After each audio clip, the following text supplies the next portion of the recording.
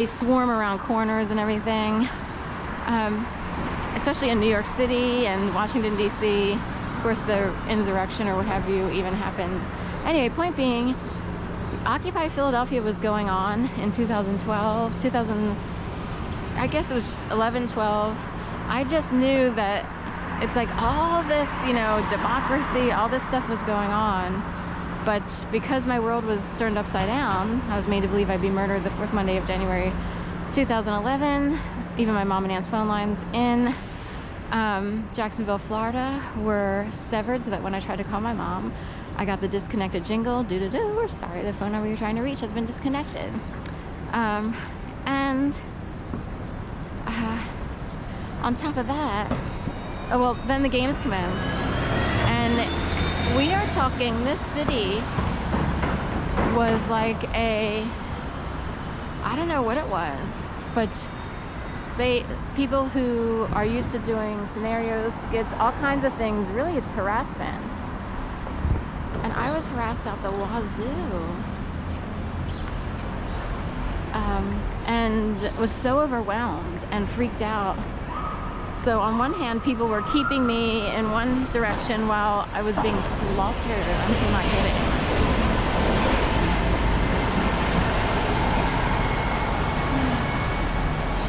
So while I was being slaughtered,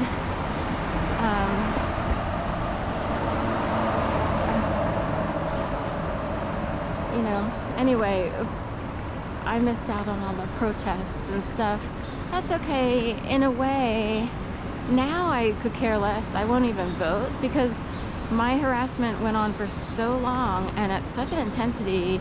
It's more than just harassment like putting stuff in front of your door or on your bike, or, you know, there are groups of people trying to ruin your day every second, and that could even be causing a bike accident, causing a flat tire. You don't have any money, you don't feel like having to get it fixed, taking it into bicycle therapy or what have you. One of our bike stores is called that, or Via Bikes. Anyway, there's so much more because a lot of feelings, a lot of very intense emotions can actually be created. It's not that a target is extra sensitive. There are people on the airwaves who could be the absolute opposite.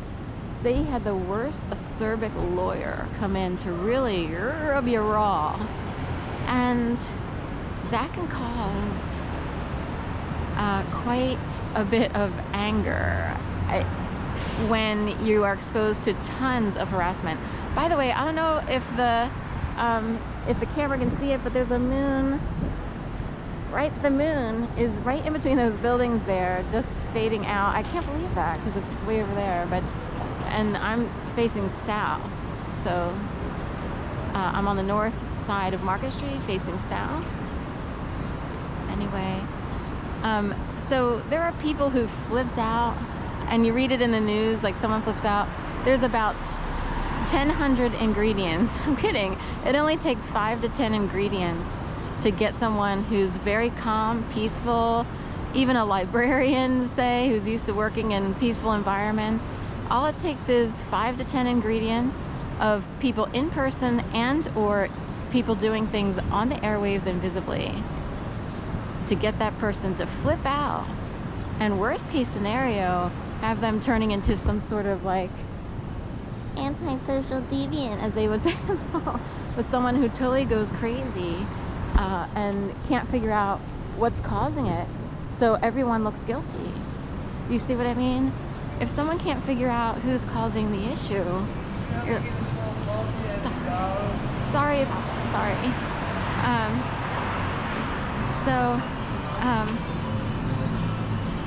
Point being, if you can't figure out who's innocent and who's guilty because of the invisible aspects of whatever it is that can cause someone to flip out, then everyone starts to look guilty, and my theory is that's what causes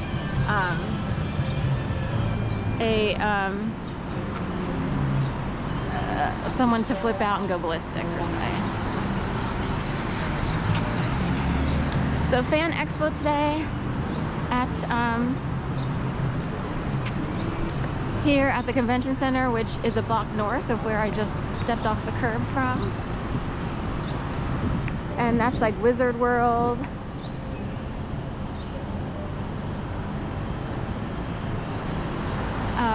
People in, you know, a million different, very unusual and unique costumes. Wow, look at this green. Looks like the Green Hornet here. Wonder if someone's dressed up as that. I don't know if he's a wizard, but Fan Expo at the convention center. So,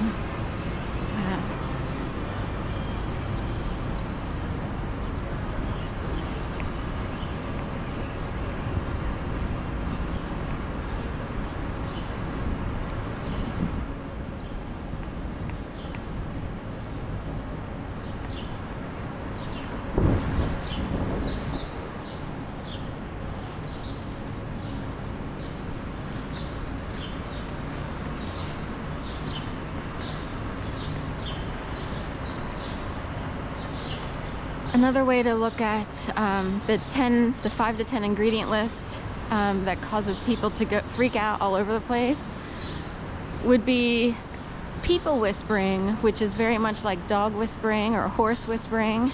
We have these people who are always, you know, the superstars of being able to quote unquote train or handle dogs, horses, what have you. But in a way, they're able to whisper and it actually comes through to people's ears. So say there's some menacing force out there, a person, Dennis the Menace, you know,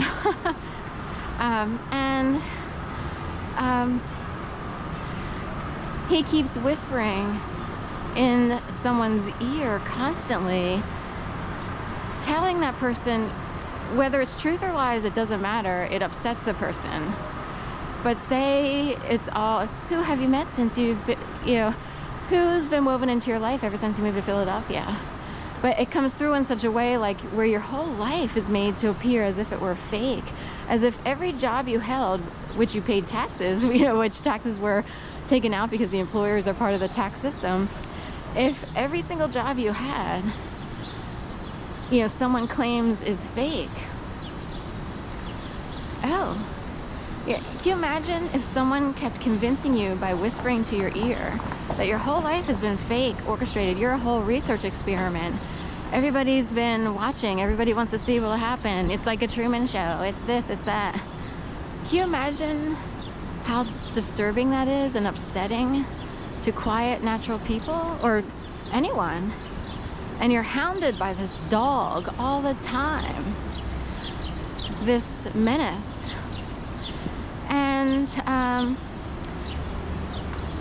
And there's nothing you can do because it's being whispered in your ear in such a way where it might be subconscious to some people, but they can actually do this. I am disturbed that America won't tell the truth about what can be done. It does bother me that this goes on. I know it's a fact because of where I am today and who's had to sort of help me get away from whatever those menacing harassment people do, and back to normalcy. It is disgusting. In fact,